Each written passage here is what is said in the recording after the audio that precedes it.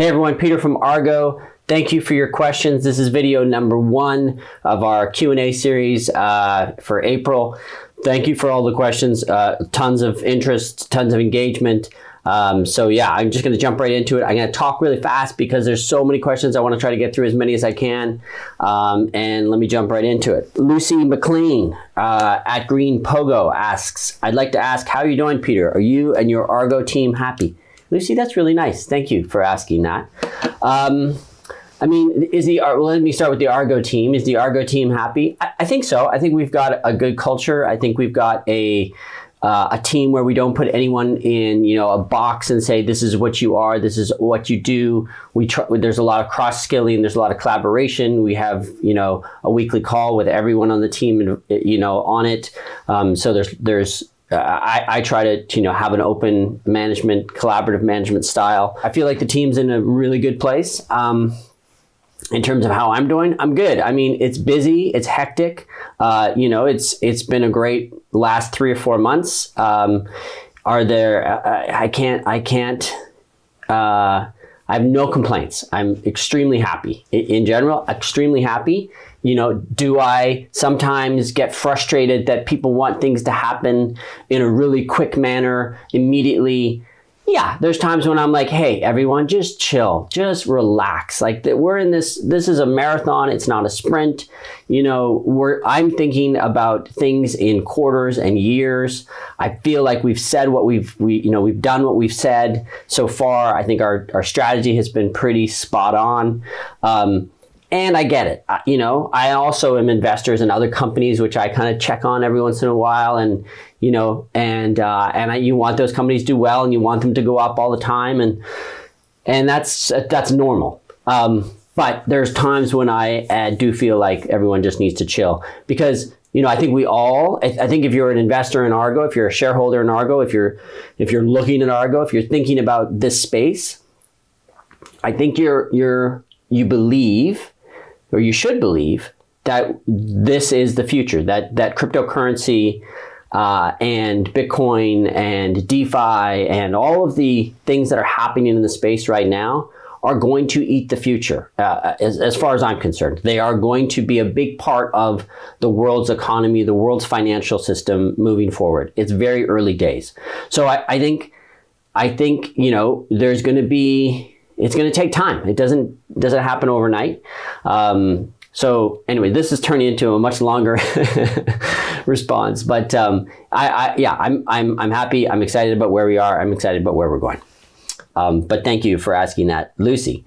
Rafael Da Silva asks, at Sino Rafael asks, why should I invest in this company in relation to your competitors? Why are you better than Hive or Hut 8 or Bitfarms or Riot? And what are your plans to continuously attract new investors? And what's the timeline plan to expand Argo exposure on the US markets? So let me talk on the last, I'll answer the third question, then go back. So third, I can't say anything. That was easy. The second, what are your plans to continuously attract new investors? I mean, it's the same the way we've got to where we are now. It's to, and it's the same answer to the first question. Actually, all of these questions, 1 and 2, are basically the same answer, which is, I think what makes us different is 1, we do this, we're open and transparent, we communicate with our shareholders, we say what we're doing as much as is possible for a publicly traded company. 2, we have a smart growth mentality where we really think about ROI, we really think about, what is worth investing in. 3, particularly on the mining side and on the infrastructure side, which is not, it's not always bigger is better on that side. And then 3, we're not just limiting ourselves to cryptocurrency mining. We've made investments like our investment in Pluto Digital Assets, other things that we are doing and thinking about in the rest of the ecosystem, I think shows that we're thinking long term because mining is great right now and is really profitable right now. But as we know, there are cycles where things get really expensive in mining, and sometimes it's better to put your efforts and your energy elsewhere. So we are thinking, outside of just the straight mining box, I think, which makes us different. And then the fourth thing is obviously our emphasis on green mining, using renewable power whenever we can, clean energy, the founding of Terra Pool, all of those things. I think that separates us. I think that's important from a company values perspective, from my it aligns with my values, but I also think it's a good business decision long term for us to be focused on renewables. I see a point in the future where all cryptocurrency should be mined with renewables. Okay, but thank you for the question. John Butt sent an email, because John is not a Twitter user, he sent us a lot of emails a few emails over the years. So here's 2 questions that he wrote in. Michael Saylor has a very tried and tested approach which is to borrow a depreciating fiat currency and swap for an appreciating currency. We could emulate this and acquire more machines, Bitcoin, and or Pluto. It's a no-brainer. I'm sure you love no-brainers. It's an interesting idea, and something that we're looking into. Obviously, Michael Saylor has done some really interesting innovation around various kind of financial instruments that they've used to borrow against and then buy Bitcoin. They've done a convertible note in that form. Really interesting. Hard to do sometimes. It's a bit of a tricky maneuver, but interesting, and thank you for the idea, John. My second suggestion or question is, can we give the market some more color on the Texas operation so that the market can properly give us a more realistic valuation? So sure. So Texas, and there's other questions that come out about Texas. Texas is a 12-month process to get that up. That process has begun. We are kind of moving ahead. I know there's other questions about, why haven't you announced the location, or, can you give us direct updates? As you know, as a publicly listed company, we have to be diligent about making sure that updates that come out to the market about any of our projects are done through the regulatory channels, through RNS. So as updates, as things happen, we will give updates that way.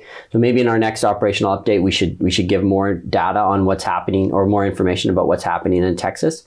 But all I can say is things are moving along. The local community is still kind of working with us to figure out how we're going to announce it to the local community that we're doing something there. So that's why we haven't said anything, given a ton of data about where is the exact location, because I know people have been asking about that. But in general, the project's moving on schedule, moving forward the way we're hoped, it's going to be a really incredible facility. Okay, Smithy, at Smithy92, who is Peter's hairdresser. And Chris Ware wrote also, what product does Peter use in his hair? Is his hair planning its own Twitter account? I appreciate the questions about my hair. So, my hair is going a little bit gray, and Mark, who is the barber down the road, like 2 blocks down the road, is my hairdresser. He's a good guy. He's been open and closed because of COVID. He was open the other day. I snuck in, got my hair cut. So that's it. It's the local barber, and there's no product. This is just does it on its own because it's getting a little gray. I used to have, well, not a barber, but I did go see a barber recently who said to me, "What color was your hair before it was gray?" And my kids all thought that was funny, because at the time I didn't think that my hair was gray. But now I do accept the fact that it's pretty much gray, which, it happens. Mike Wainwright writes from Mick2K2. Do you foresee a premium price for the newly renewable minted mined BTC? So it's a good question, Mike, and it's something that we are curious about and looking into and having conversations with various people about whether Bitcoin that's coming out of the Terra Pool or Bitcoin in general that's mined from renewable sources that has a track record of and a credential of being mined from renewable sources can be actually worth more, or whether there's a premium on. So it's too early to tell. Is the short the kind of short answer? But it's a great question. Number 2, Terra is a green mining pool. What are the requirements? 100% renewable or 51%? So we're working with DMG to define the exact requirements, but it will be renewable and clean energy. It won't be, if you've got a certain amount of clean energy or whatever, it needs to be clean energy Bitcoin that's coming out of that particular pool. Can you confirm if the miners from Epic will or will not be BTC miners? We haven't announced that yet. It's a good question. Obviously, we are agnostic in terms of what we mine. We look at ROI. But we haven't announced what type of miners the Epic ones will be. Curious if you've spoken to Elon about Texas renewable power, any interaction? I have not spoken to Elon about Texas renewable power. Obviously, one of the things that's exciting about Texas renewables and renewable power and crypto in general is that there is this opportunity for innovation and kind of using, crypto facilities as an accordion to take on more capacity when there's more load available, and then to kind of go down, curtail power usage when there's high demand elsewhere. If there's an opportunity for batteries or, cooperation with other people in that type of, in the industry, that's something that we're definitely interested in. We've been having conversations along those lines, but nothing, concrete so far. Would you consider breaking down the BTC equivalent, be it Zcash or otherwise? So this is a reference Mike is making to our operational update, which comes out, as I think most people know, at the start of every month, and where we have, we say what we've mined, Bitcoin and Bitcoin equivalents. So he's asking, can we have the Zcash number defined as well? I think the reason why we keep it as Bitcoin equivalent, because when we mine Zcash, we pretty much trade it, within a short period of time into Bitcoin. And so it kind of makes more sense for us to have a Bitcoin number than it does to have a Bitcoin equivalence. We also hold, periodically other coins, whether it's, Polkadot, which everyone I think was familiar with last year we were holding, which we put into Pluto. So I think we'll keep it Bitcoin equivalents, but the more granular we can get moving forward, the better. We have gotten some feedback on how to make the operational updates, more even better. So we are looking at those. At Andrew Moran, ahoy, Captain Pete. When is Argo going to sponsor a worthwhile cause, sport, charity, or something green? Save the whales. It'll get the publicity we need, get the public asking questions, and show the world Biddy is honest and good. A Bitcoin-styled puck would look great. I don't know what you mean by puck, Andrew, but good question. Working on it. Obviously, the green piece we're doing, not Greenpeace, but the green element we announced we're working with Guidehouse to come up with a climate strategy plan, and that is in the works. We're working on it daily, weekly, and we'll have more news about that soon. In terms of other causes, some ideas have been floated around, and I thank you for bringing it up again. Hopefully we'll have some news to share soon around cause stuff, because it's good to do good for sure. So thanks, Andrew. And anytime you want to call me Captain Pete, that's totally fine. I like that. At Jack's Stacks Sats. Jack's Stats Sats. Ooh, that's tricky. Sorry to say. When are you joining the Crypto Climate Accord? So this is an accord that came out recently that people are trying to push towards crypto, towards renewables. It's something that's totally on our radar, and I can't say anything more than that right now, other than we know about it and are interested. KT at Sushi Investor, will Argo consider directly investing in blockchain-based or DeFi-related projects in the future, or will it be done primarily through stakes in investment companies? Good question, Sushi Investor. So the you're kind of referring to the Pluto investment, or are we going to do our own DeFi straight investments? And the answer is we're going to do both. Pluto's been great. They are leading the way in kind of looking at micro investments into various DeFi projects, proof of stake projects, super interesting. We are happy with how that's going, happy to have as big a stake as we do. And we also want to do it on our own going forward. So both, yeah. Could you lay out some potential revenue streams in the short, medium, and if possible, long-term future? Sure. So short-term, medium-term cryptocurrency mining obviously is where things are at for us now in terms of revenue streams. Long-term, we've got cryptocurrency mining, we've got proof of stake opportunities, we've got investments such as Pluto, DeFi, understanding that space, playing a role in that space. But the one thing I'll say is it's still really early days in this space. There's still so much innovation going on that opportunities, are changing on a quarterly and yearly basis. And we're really trying to grow in an intelligent way and to be open to different possibilities in the space. So I can't say more than that, but that's kind of where that's at. Matt from Folly360. What's your thoughts and potential opportunities on cryptocurrency and blockchain in the virtual reality world, which arguably is set to become high on the technology agenda soon enough? Yeah, it's really interesting. It's interesting because I was just listening to a podcast this week where kind of VR came up. I think VR, I think AR is interesting, augmented reality. I think VR, I'm not sure. I mean, I think everyone was like, 2017 is going to be the year. In 2016, 2017 is going to be the year of VR.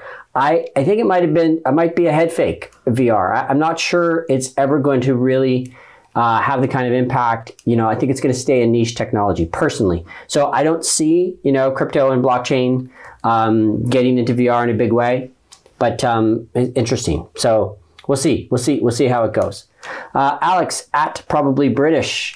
Great to see the Q&A's back. Thank you, Alex. With everything seemingly going on in the North American continent, I'm curious what Argo's presence in the UK is. Well, I mean, our presence in the UK is still important. It's our main listing location. We engage with a lot of our shareholders are there. We engage, we have our corporate brokers there. A lot of our media takes place in the UK. Obviously, all of our regulatory pieces right now are in the UK. So it's an important part of who we are. It's our legacy. It's our home base. And it's nice to get attention in North America. But we're not what's the right word? We're still in the UK. I'm sure I heard a dog in the background in a previous video. Got to see them. Carmen is my dog, our dog. This is really my wife's dog. And she's not here right now. She's with my wife, but she's a good dog. And sometime I'll bring Carmen into the videos. Last question for this video. Bartley, hello, Peter. Next time you're on, can you straighten up the pictures in the background? I've noticed in a few of my videos and my OCD is going bonkers. Okay, here you go. I apologize. I hung these myself and I thought they were straight, but maybe they weren't quite as straight as they should have been. Okay, everyone, that is video number 1. Maybe that looks better. Thank you for, they still look a bit crooked. It's hard to get them straight. Okay, thanks everyone. That's video number 1. Thanks for watching, and video number 2 will be coming up soon. Stay tuned.